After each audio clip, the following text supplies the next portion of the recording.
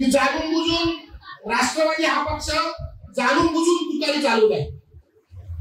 त्याच्या कारण असंही असू शकतं की दाखवायचे दात वेगळे आणि खायचे दात वेगळे।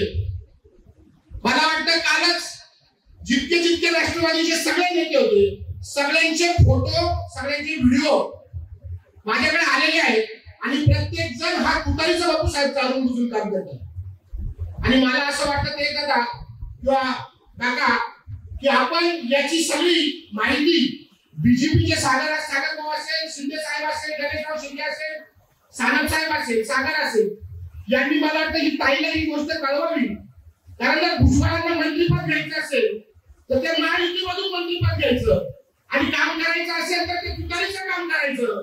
मग तुम्हाला जर एवढा तुतारीचा पुंगा असेल तर मी ह्या मेळाव्याच्या निमित्ताने भुजबळांना जाहीर आवाहन करतो की आपण आपल्या मंत्रिपदाचा राजीनामा द्यावा आणि कुशल तुतारीचं काम करावं।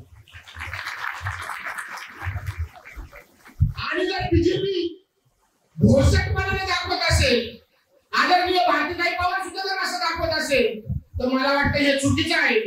आम्ही सगळ्यांनी एकत्र यायचं, आम्ही सगळ्यांनी शिवसेनेवाल्यांनी एकत्र येऊन मेळावे घ्यायचे, प्रत्येकाने उन्हातान्हात काम करायचं, व्यासपीठावर बसलेल्या मान्यवरांनी गावामध्ये मतदान टाकून द्यायचं, माझ्या समोर बसलेल्या माता भगिनींनी काम करायचं, समोर बसलेल्या ग्रामपंचायत सरपंच असेल, सदस्य असेल, त्यांनी भूतप्रमाणे लोकांना एकत्र करायचं, येत्या 20 तारखेला मतदान करायचं।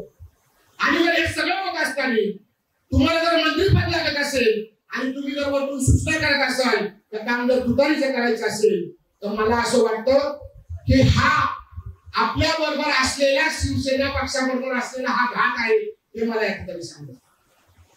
कारण जर समजा नांदगाव विधानसभा मतदारसंघातून जास्त मतदान जर भारतीताई पवारांना पडलं तर ते सगळं क्रेडिट व्यासपीठावर बसलेल्या मान्यवरांना आणि शिवसेनेला जाईल आणि ते आपल्याला जाऊन द्यायचं नाही म्हणून त्यांनी तुतारीचं काम चालू केलं असं म्हणलं तर काही वापर करणार। एबीपी माझा, उघडा डोळे बघा नीट।